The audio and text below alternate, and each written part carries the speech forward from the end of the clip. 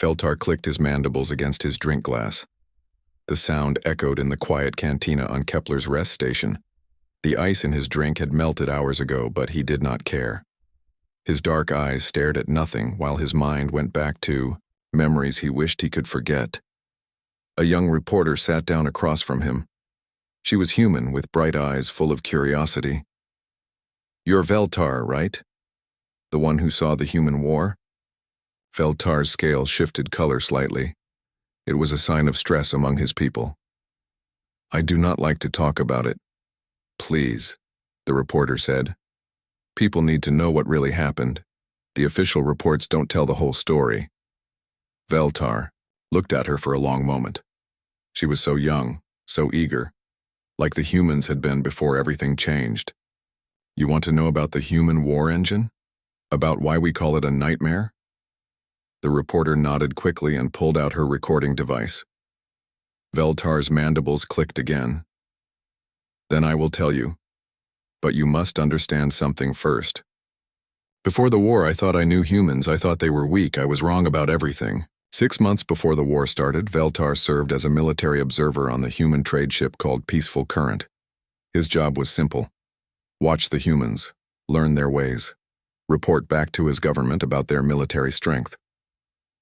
The ship was not impressive. It was old and slow.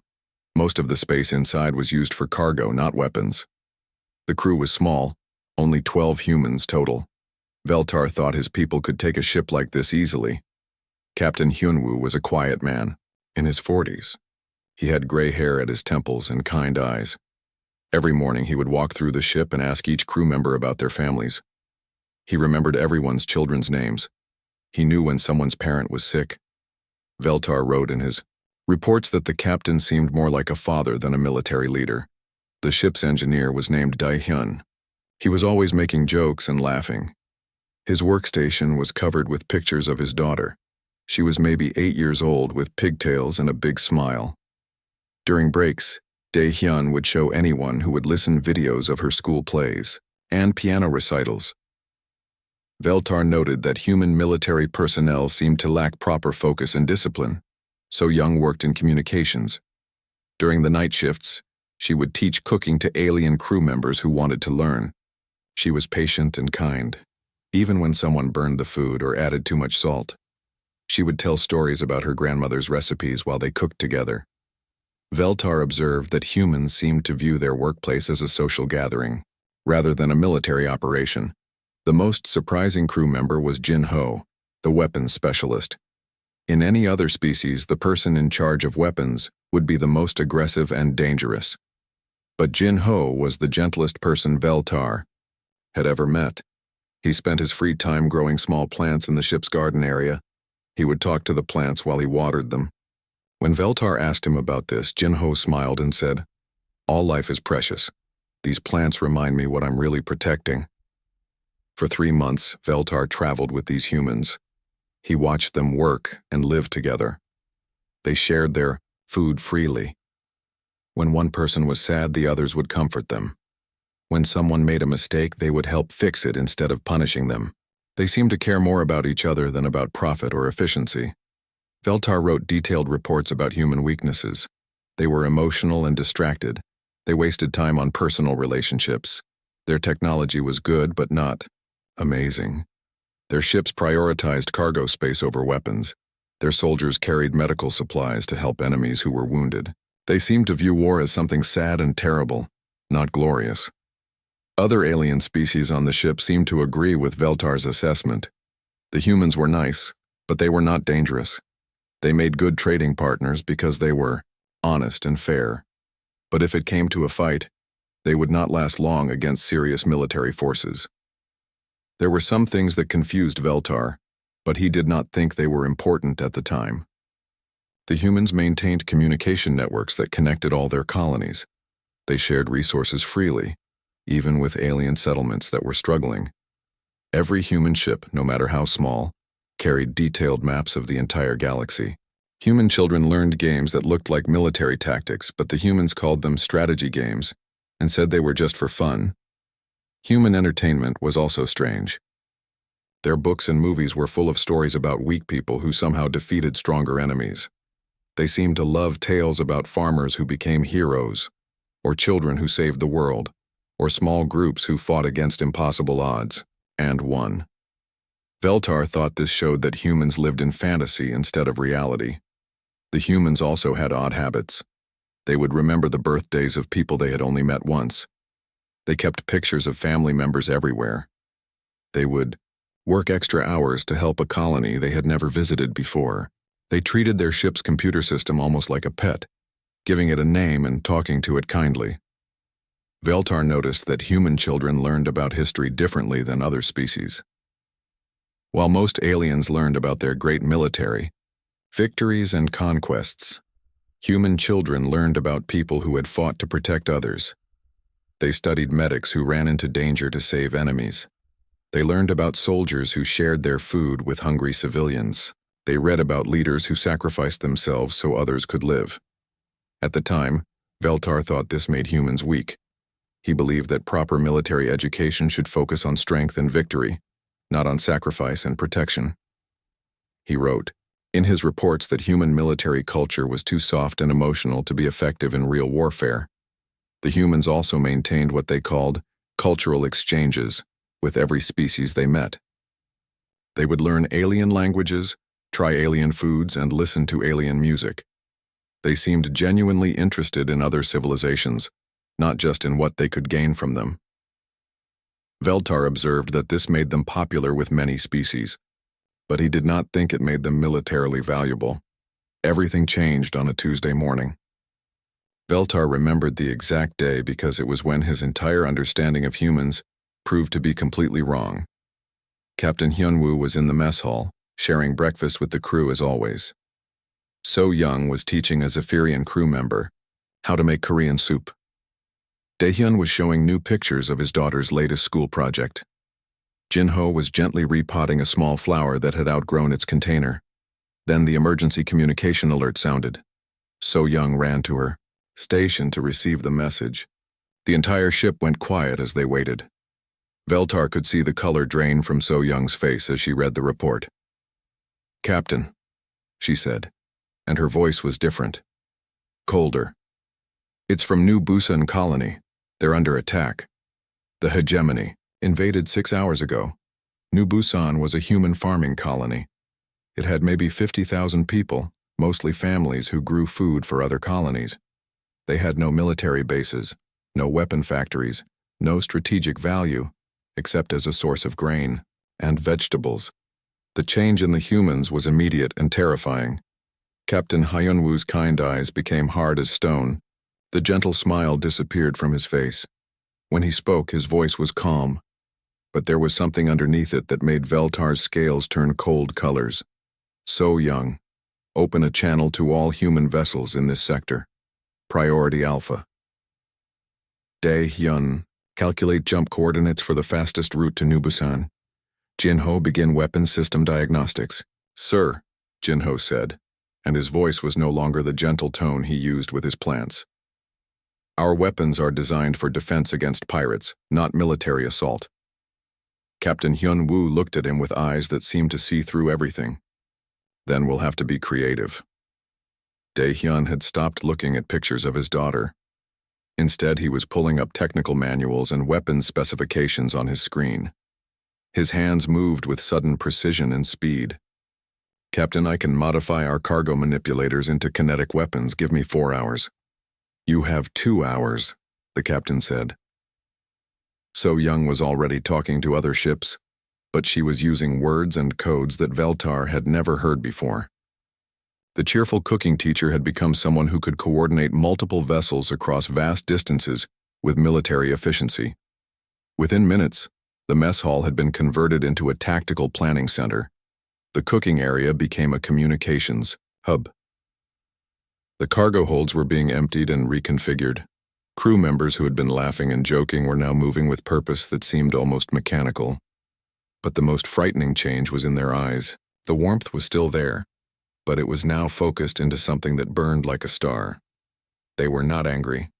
They were determined. And somehow, that was much more terrifying than anger would have been. Veltar tried to ask Captain Hyunwoo what was happening. "Sir, surely you don't intend to engage military forces with a cargo vessel?" The captain looked at him, and for a moment, Veltar saw something in those human eyes that he had never seen before in any species. It was not hatred or rage. It was the absolute certainty that some things were worth dying for. "New Busan has families," Captain Hyunwoo said simply. "Children and grandparents, people who grow food to feed others. The hegemony chose to attack them." He paused, and his voice became softer, but somehow more dangerous. The jump to hyperspace felt different this time. Veltar had traveled with humans for months, but now their ship moved with new purpose. The gentle humming of the engines seemed sharper, more focused. Even the lights seemed brighter and more alert. Within 6 hours of receiving the news about New Busan, the peaceful current was no longer a peaceful current. Veltar watched in growing amazement as the cargo holds became weapon workshops. The recreational areas turned into tactical planning centers. The kitchen became a communications hub where So-young coordinated with dozens of other ships. Dae-hyun worked on the weapons modifications with speed that seemed impossible. His hands moved like he had been designing military hardware his entire life, not fixing cargo equipment. When Veltar asked him where he learned these skills, Dae-hyun did not look up from his work. "Every human learns this stuff," he said casually. "We call it engineering basics. You just have to think creatively about what tools can do." Veltar realized that what humans called engineering basics would be considered advanced military technology by most other species. Their civilian skills were actually sophisticated combat preparation. Captain Hyunwoo no longer walked around asking about crew families. Instead, he moved through the ship with the precision of someone who had commanded warships for decades. But Veltar had read his file. Hyunwoo had never served in the military. He had been a cargo captain his entire career. "How do you know military tactics?" Veltar asked him. The captain paused in his planning to look at Veltar. "Every human knows military tactics. We learn them in school as problem-solving and team sports and group projects. We just don't usually need to use them for war." This confused Veltar even more. He had observed human children playing games that looked like tactical simulations, but the humans had told him they were just having fun. Now he began to understand that human fun was actually combat training in our disguise. The ship reached Haven Station 18 hours after leaving the trade route. Veltar expected to see a normal civilian station with maybe a few dozen ships. Instead, he saw something that made his scales turn the darkest color of shock and fear. Hundreds of ships surrounded Haven Station. Cargo haulers, passenger liners, mining vessels, science ships, even small personal craft. But they were all wrong. They had been modified with weapons, armor, and military equipment. They moved in formation like a naval fleet, and somehow they all seemed to know exactly what to do. "How is this possible?" Veltar asked So-young as they docked. "How did so many ships get here so fast? How do they know how to fight?" So-young looked at him with eyes that were kind but also very serious. "We sent out the call. Every human heard it. And we've always known how to fight. We just prefer not to." Veltar followed Captain Hyunwoo to the station's command center. What he saw there destroyed every assumption he had ever made about human society. The person in charge of the massive fleet was Admiral Minho. According to the station records, Minho had been an agricultural coordinator last week. He managed crop distribution and farming schedules. Now he stood in front of holographic displays showing fleet positions and battle plans, giving orders like he had commanded naval forces his entire life. "Status report," Captain Hyunwoo said when they arrived. "We have 847 vessels ready for operation," Admiral Minho replied. 12,000 personnel and 340,000 support staff. The hegemony has 1,500 ships around New Busan, but they're not expecting resistance. Veltar stared at the numbers. Less than 24 hours ago, these had been farmers, teachers, engineers, and merchants. Now they were coordinating the largest military response in recent galactic history. "How is this possible?" he asked out loud. A woman turned to look at him. She was tall and calm with the bearing of a professional soldier. But her station ID said she was General Yunji, and her previous job was listed as primary school teacher. "You so? Want to know how we mobilized so fast?" she asked. "It's simple. We never stopped being ready. We just hoped we'd never need to be."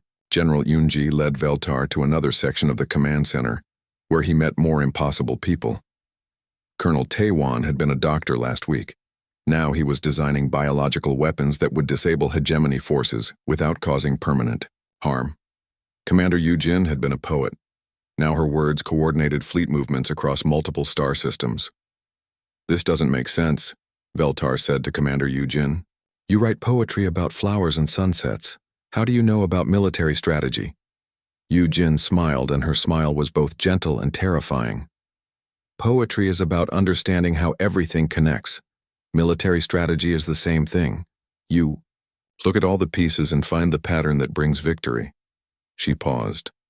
"The only difference is that now I'm writing poems about justice instead of flowers." As the hours passed, Veltar began to understand what he was witnessing. Humans had not suddenly become military geniuses. They had always been military geniuses. Their entire society was structured around principles that made perfect soldiers. Their sports taught them to work as teams under pressure. Their games simulated complex tactical scenarios. Their education system emphasized problem-solving and creative thinking. Their social structures created bonds of loyalty that could not be broken. Their ethics made them fight harder, not softer. Even more frightening, their civilian professions had given them military skills without them realizing it. Engineers knew how to build weapons. Doctors understood biological warfare. Teachers could coordinate large groups of people. Farmers understood logistics and supply lines. Artists could create propaganda and psychological warfare. Commander Yujin explained it to Veltar during a quiet moment. "You thought we became monsters when New Busan was attacked, but we didn't change at all. We just stopped pretending we weren't capable of this." "But why pretend?" Veltar asked. "Why not build a proper military?" "Because," Yujin said softly, "we know what we become when we fight for something we love. We know how dangerous we are when someone threatens our families. So we choose to be gardeners and teachers and engineers instead, until someone forces us to remember what we really are." The first reports from the human counterattack began coming in. Veltar read them with growing horror and amazement. The hegemony forces had taken New Busan easily, because it was an agricultural colony with no defenses. They had expected the humans to either surrender or send a small rescue force that could be easily defeated. Instead, they encountered something unprecedented. Human ships fought even when they were critically damaged. Veltar read a report about a cargo hauler that had lost its engines and most of its hull, but continued fighting using manual controls and improvised weapons. The crew had sung their children's lullabies while they worked, broadcasting them on all frequencies to coordinate with other ships. Human soldiers coordinated perfectly without central command. Each unit seemed to know exactly what every other unit was doing. They adapted to changing conditions instantly. They prioritized mission success over individual survival, but somehow their casualty rates were lower than expected because they protected each other so effectively. The hegemony commanders reported that human tactics were impossible to predict. The humans would use farming equipment as weapons, turn civilian infrastructure into military assets, and coordinate attacks using children's songs and poetry broadcasts. They fought with a combination of advanced technology and primitive determination that confused and terrified their enemies. But the most disturbing reports were about human prisoners. The few hegemony soldiers who were captured reported that their human captors treated them with kindness and medical care. The humans seemed genuinely sad about having to fight. They would ask about the prisoners' families and share their own food with enemies who were hungry. This confused the hegemony commanders more than any military tactic. How could beings who fought so effectively also be so compassionate to their enemies? Veltar asked Admiral Min-ho about this. The admiral looked tired but determined. "We fight because we have to, not because we want to. We fight to protect the innocent, not to conquer others. That includes innocent hegemony soldiers who were just following orders." But doesn't compassion make you weak in war? Veltar asked. Admiral Minho smiled sadly. You still don't understand. Our compassion doesn't make us weak. It makes us stronger. We fight harder to protect others than we would to protect ourselves. And knowing that we remain good people even in war gives us the strength to do terrible things when necessary. As the reports continued to arrive, Veltar saw a pattern emerging. The humans were not just fighting to win. They were fighting to send a message. Every victory was designed to show the hegemony that attacking human civilians would cost more than any possible gain. The liberation of New Busan was not just a rescue mission, it was a demonstration. The humans wanted the galaxy to see what happened when someone threatened their families. Captain Hyunwoo found Veltar in the observation deck, staring out at the massive human fleet. Ships that had been carrying grain and passengers yesterday were now preparing for the largest space battle in recent history. You seem troubled, the captain said. I don't understand, Veltar replied. Your people seem so gentle, so peaceful. How can you also be so... The jump to New Busan took 12 hours. During that time, Veltar watched 847 human vessels transform from civilian ships into instruments of war. But what amazed him most was how organized everything became. Every ship knew exactly what to do. There was no confusion, no arguments about command structure, no competition between different groups. The farmers and teachers and engineers all worked together like they had trained for this moment their entire lives. Admiral Minho gave Veltar access to the human fleet communications. What he heard there changed his understanding of warfare forever. The humans had created something they called the network. It was not just a communication system. It was a way of sharing thoughts and feelings and tactical information in real time. When one ship discovered an enemy weakness, every ship knew about it instantly. When one captain had an idea, all the other captains could build on it immediately. But the network was not cold and mechanical like a computer system. It was warm and human. Ship captains would share updates about the battle mixed with messages about their families. Soldiers would coordinate attacks while also checking on each other's emotional state. The tactical discussions were filled with jokes and encouragement and expressions of love. Veltar listened to a conversation between two ship captains during the approach to New Busan. They were discussing weapon configurations and approach vectors, but they were also talking about one captain's daughter's birthday party and the other captain's father's recovery from surgery. Somehow the personal conversations made their military planning more effective, not less. How does this work? Veltar asked Commander Yujin. How do personal relationships improve military efficiency? Because we're not fighting for abstract concepts like territory or resources, she replied. We're fighting for actual people we love. When Captain Sungmin talks about his daughter's birthday, he's reminding everyone what we're protecting. When Captain Heejung shares news about her father's health, she's strengthening the bonds that make us willing to die for each other. As they approached New Busan, Veltar got his first look at the hegemony fleet. 1,500 warships surrounded the planet. They were sleek and powerful, designed specifically for combat. Each one was larger and more heavily armed than any human vessel. The human fleet looked ridiculous in comparison. Cargo haulers with improvised weapons, passenger liners with makeshift armor, mining ships that had been converted into bombers. By every military standard Veltar knew, the humans should surrender immediately. Instead, Admiral Minho opened a communication channel to the entire fleet. His voice was calm and warm, like a father speaking to his children. My friends, he said, today we go home. Today we remind the galaxy that some things are worth fighting for. Today we show them what happens when someone hurts our family. The response from the human fleet was not a military battle cry. It was singing. Hundreds of ships, thousands of voices, all singing the same lullaby. Veltar recognized it as a song that human parents sang to their children at bedtime. But hearing it sung by a war fleet, it became something else entirely. It became a promise and a threat and a prayer all at once. The battle for New Busan began with what the humans called the scream. Every human ship transmitted the same signal at the same time. It was not a weapon in any traditional sense. It was a collection of sounds. Children laughing, mothers singing lullabies, fathers reading bedtime stories, families having dinner together. But the frequencies had been modified and amplified and combined in ways that overloaded hegemony communication systems.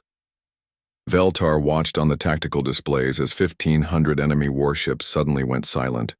Their coordination collapsed, their formation scattered. The sounds of human happiness had become a weapon that destroyed their ability to fight as a unified force. "What just happened?" Veltar asked. "We reminded them what they're fighting against," So Young replied from her communication station. "They came here expecting to fight soldiers. Instead, they're fighting families." The second phase began immediately.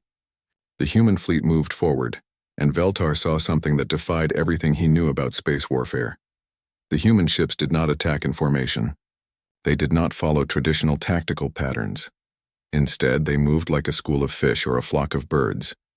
Each ship responded to the others around it, creating patterns that emerged naturally from their collective movement. There was no central command giving orders.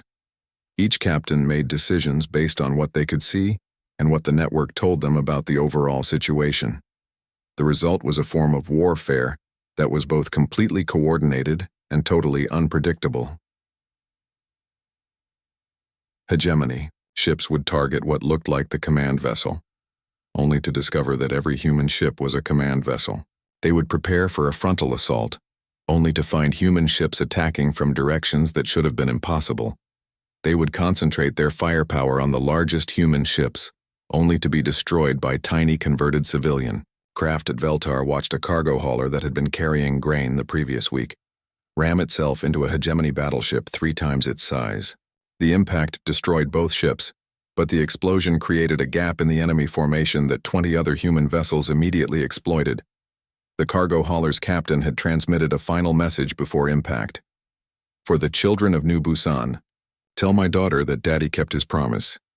Similar scenes played out across the battlefield. Human ships sacrificed themselves to protect others, but they did it with such precision and timing that each sacrifice created maximum tactical advantage. It was like watching people die for mathematics, except the mathematics was made of love.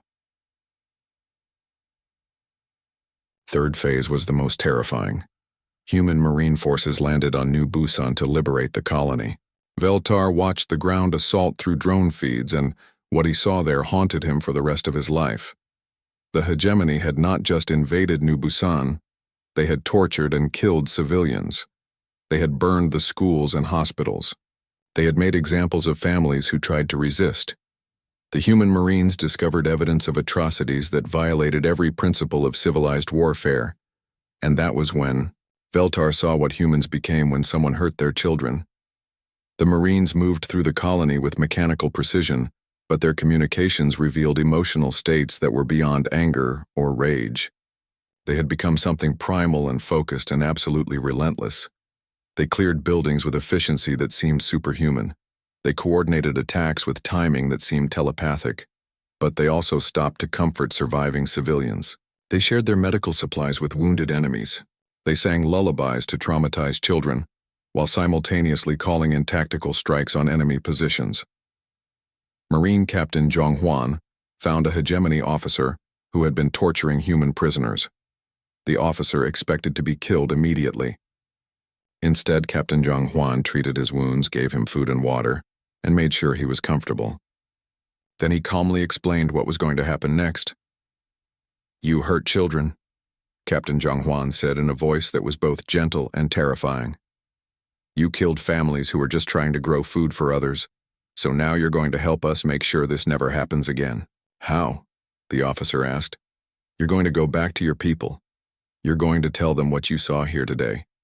You're going to explain that humans don't fight wars the way other species do, and you're going to make sure they understand that if they ever threaten our families again, what happened today will seem like kindness." The liberation of New Busan took 6 hours. By every military calculation, it should have been impossible. The hegemony had overwhelming numerical and technological superiority. They had fortified positions and established supply lines. They had prepared for a siege that could last months. Instead, they faced an enemy that fought with a combination of advanced tactics and primitive determination that made their advantages meaningless. The humans used farming equipment as weapons, turned children's playgrounds into military strongholds, and coordinated attacks using birthday party songs transmitted on civilian radio frequencies.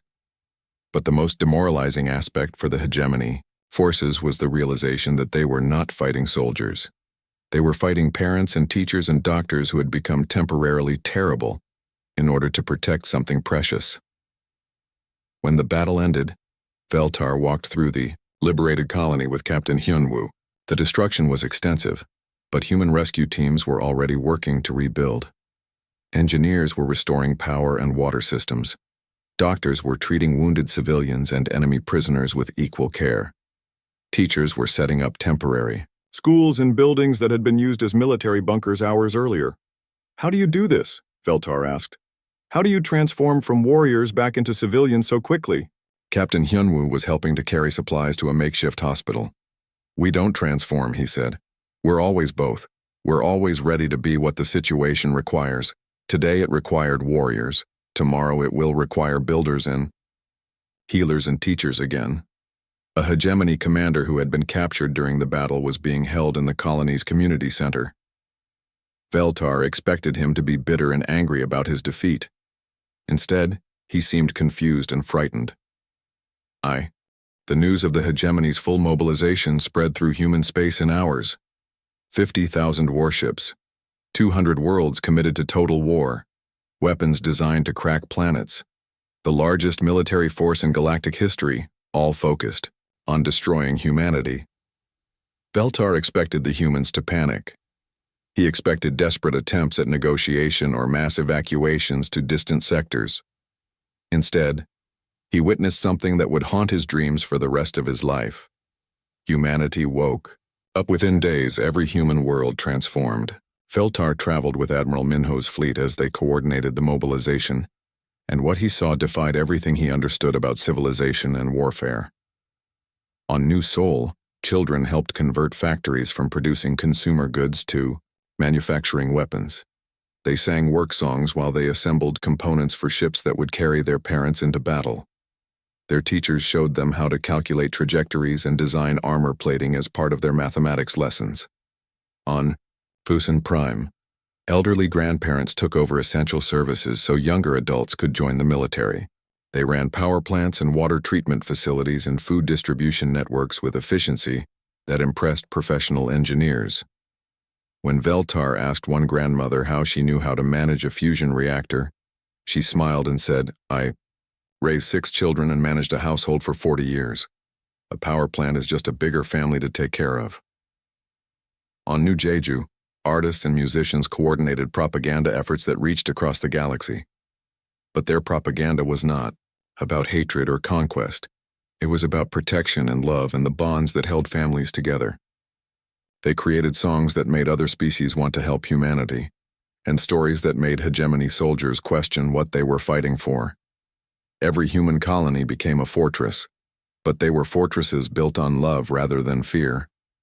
Families worked together to design defensive systems. Neighbors shared resources and knowledge. Children learned how to help wounded soldiers, while adults taught them how to maintain weapon systems. The transformation was not just physical. It was spiritual. Humanity had become a single organism dedicated to protecting itself and others from those who would hurt innocent people. Every human seemed to know exactly what needed to be done, and they did it with a combination of efficiency and compassion that amazed everyone who witnessed it. Veltar met the human leaders who emerged during this mobilization. They were not professional politicians or career military officers. They were ordinary people who had become extraordinary because the situation demanded it. Supreme Commander Jong-soo had been a philosophy professor before the war. Now he wrote treatises on victory through absolute commitment to just causes. His strategies were based on ancient human wisdom, about defending the innocent, and modern tactical brilliance about coordinating complex military operations. "War is philosophy in action," he explained to Veltar during a planning session. "We fight not because we love violence, but because we love peace. We become warriors, so our children can remain gardeners. Strategic coordinator Bitna had been a social worker who helped troubled families. Now she designed campaigns that targeted the hegemony's will to fight, rather than just their military capacity. Her psychological warfare was so effective that entire enemy fleets would surrender without firing a shot. Violence is not about hatred, she told Veltar. Violence is about ending the conditions that create suffering. Sometimes the most compassionate thing you can do is defeat someone so completely that they never hurt others again. Logistics Marshal Kyung-ho had been a chef who ran a restaurant that fed poor families for free. Now he coordinated supply lines for the largest military force humanity had ever assembled. His systems were so efficient that human forces never ran out of food, ammunition, or medical supplies, even in the most remote battle zones. Feeding people is about love, he said, while organizing supply drops to besieged colonies. Whether you're feeding hungry children or soldiers fighting to protect those children, the principle is the same. You take care of the people you love. The human war machine produced innovations that changed the nature of warfare itself, but these were not weapons designed to cause suffering. They were tools designed to end conflict as quickly and humanely as possible. They created something called Mother's Love, a defensive shield system that became stronger when protecting others. Ships equipped with this technology could absorb enormous amounts of damage without being destroyed, as long as they were defending something precious. They developed Father's Wrath, weapons that grew more powerful when used to defend family and friends. These weapons were almost useless for conquest or aggression, but became devastatingly effective when protecting innocent people. They built Siblings' Promise, a communication system that could not be jammed or intercepted because it was based on emotional bonds between humans rather than technological signals. Family members could coordinate across vast distances by sharing feelings and memories and love.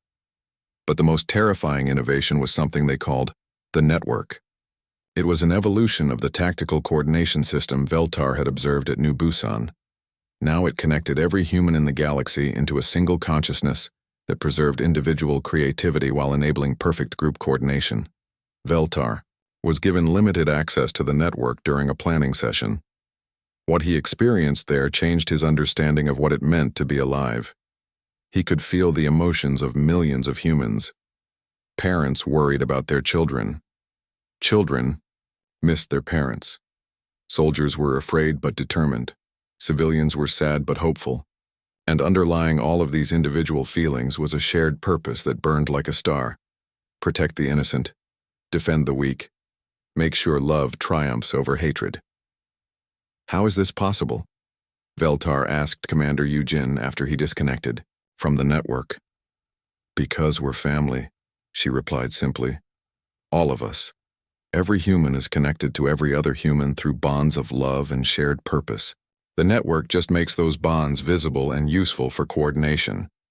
The hegemony made their first major mistake when they decided to target human civilians.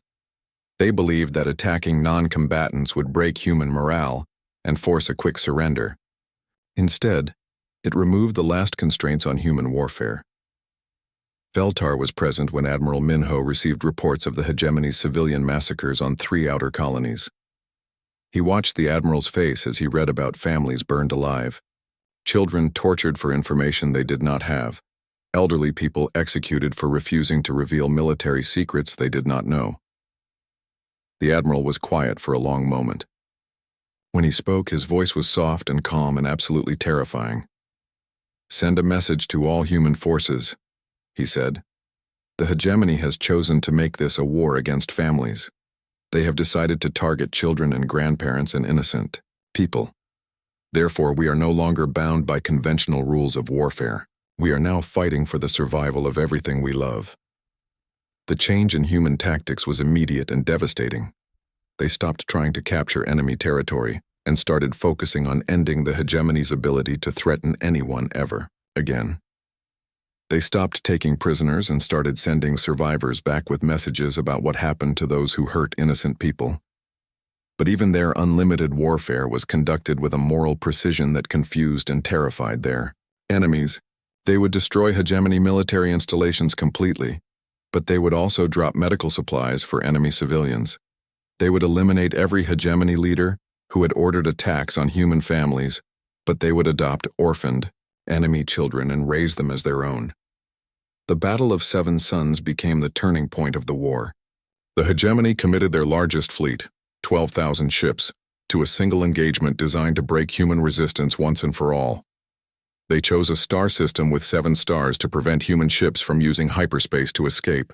The human force sent to meet them consisted of 600 ships, mostly converted civilian vessels.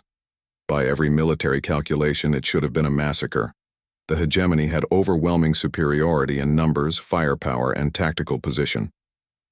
Veltar observed the battle from Admiral Minho's flagship. What he witnessed there convinced him that humans were the most terrifying species in the galaxy. The battle lasted 18 hours. During that time, human forces used the gravity wells of 7 stars as weapons, turning the stellar environment itself into a military asset. They coordinated attacks across an entire star system using children's birthday songs and lullabies transmitted on civilian frequencies. They fought continuously without rest, sustained by determination and love rather than stimulants or artificial enhancements.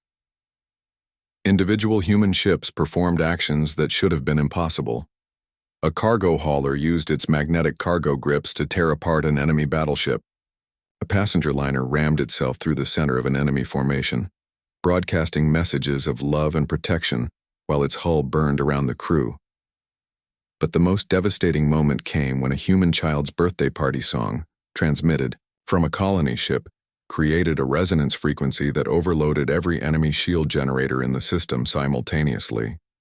Veltar later learned that the song had been composed by the child's music teacher, specifically to match. The hegemony's final fleet approached Earth like a storm of death. 100,000 ships, 50 million soldiers, weapons that could split continents and boil oceans. They came with the absolute intention of destroying the human homeworld and ending humanity's existence forever.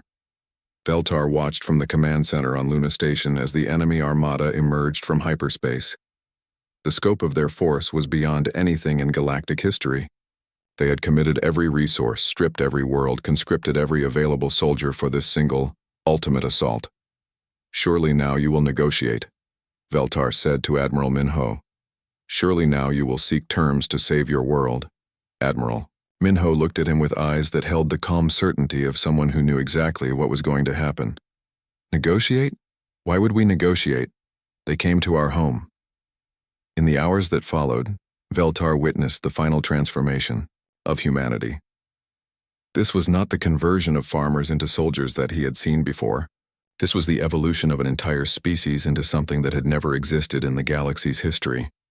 Every human colony stripped itself of defenses to reinforce Earth. Veltar watched as entire worlds chose certain destruction to give their homeworld a chance to survive. Mining colonies sent their defensive fleets toward Earth, leaving themselves vulnerable to hegemony attacks. Agricultural worlds converted their food production facilities into weapons factories and shipped everything to Earth's defense. Children too young to fight took over essential services so adults could join the military. Grandparents operated factories and power plants so their children and grandchildren could defend their home. Artists and musicians composed works that somehow coordinated military actions across impossible distances. But the most remarkable transformation was in the humans themselves. The network that had connected them tactically now connected them spiritually. Every human became part of a single consciousness dedicated to protecting Earth, while somehow maintaining their individual personalities and creativity. Planetary. Defense Coordinator Insu had been a librarian before the war. Now he oversaw defensive systems that turned Earth's entire solar system into a fortress. Asteroid belts became minefields. Jupiter's moons became weapons platforms. The solar wind itself was converted into a defensive barrier. "How do you coordinate defenses across such vast distances?" Veltar asked him. Insu smiled while managing 17 different tactical displays simultaneously. "The same way I organized a library. Everything has its place, and every place has its purpose. The difference is that now I'm organizing a solar system instead of books, and the purpose is protecting the most precious thing in the universe." "What's that?" "Home." Fleet Commander Haywan had been a nurse before the war. Now she led the largest space battle in galactic history with the same gentle competence she had used to care for sick children. Her tactical decisions were made with surgical precision, designed to eliminate threats while minimizing casualties on both sides. Ground Marshal Jun Ho had been a teacher. His students were now his officers, and his classroom had become the entire planet Earth. He taught them to fight with the same patience and care he had used to teach them mathematics and literature. The defense of Earth began 3 days before the hegemony fleet arrived. Human forces had positioned themselves throughout the solar system, creating layers of resistance that would force the enemy to fight for every kilometer of space. But Veltar realized that the humans were not trying to win a conventional battle. They were creating a demonstration that would be remembered by every species in the galaxy forever. They were showing what happened when someone threatened the thing humans loved most. The first day of battle was a revelation. The hegemony fleet, confident in their overwhelming superiority, encountered resistance that defied every principle of military science. Human ships fought with coordination that seemed telepathic. When one vessel was destroyed, its neighboring ships immediately adapted to fill the tactical gap. When enemy forces concentrated their firepower, human defenses shifted like water, flowing around the attack and striking back from unexpected directions. The outer defense platforms, built into asteroids and comets, did not just fire weapons. They broadcast the voices of human children singing lullabies. The song somehow created interference patterns that disrupted enemy targeting systems while simultaneously coordinating human counterattacks. Individual acts of heroism became tactical advantages. A single human pilot, flying a converted mining shuttle, rammed his ship into the command bridge of a hegemony super dreadnought. As he died, he transmitted his daughter's birthday song on all frequencies. Somehow, that song became the coordination signal for a counterattack that destroyed an entire enemy battle group. But the most disturbing aspect for the hegemony forces was the realization that their enemies were not trying to defeat them through superior firepower. The humans were trying to teach them something. Every human victory was designed to demonstrate the power of love organized into military action. The second day brought the hegemony fleet to Earth's orbital defenses. They expected to face desperate resistance from a doomed world. Instead, they encountered something that broke their understanding of what was possible. Earth's defenses were not just military installations. They were expressions of human culture, converted into weapon systems. The orbital stations broadcast human music that somehow disrupted enemy communications. The defensive satellites projected images of human families that created psychological warfare more effective than any traditional propaganda. The space elevators had been converted into kinetic weapons that could strike targets throughout the solar system, but they were operated by children who sang work songs while they aimed, somehow achieving accuracy that computer systems could not match. The most devastating moment came when the human children of Earth began to sing together. Billions of young voices coordinated through the network created a harmonic frequency that resonated through space itself. The song was a simple lullaby about love and protection and family. But when sung by every human child on Earth simultaneously, it became something that transcended physics. Veltar watched on the tactical displays as the enemy fleet's formation began to collapse. The harmonic frequency was interfering with their technology, but it was also doing something more profound. It was reminding the enemy soldiers of their own children, their own families, their own reasons for wanting peace. Hegemony ships began to surrender, not because they were defeated, but because they could no longer remember why they were fighting. The lullaby had stripped away their artificial hatred and revealed the fundamental truth that all beings wanted the same things: safety for their families, food for their children, peace for their communities.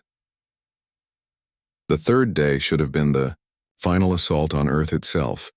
Instead, it became something unprecedented in galactic history. The hegemony fleet commander, Admiral Krextha, requested permission to land on Earth under a flag of truce.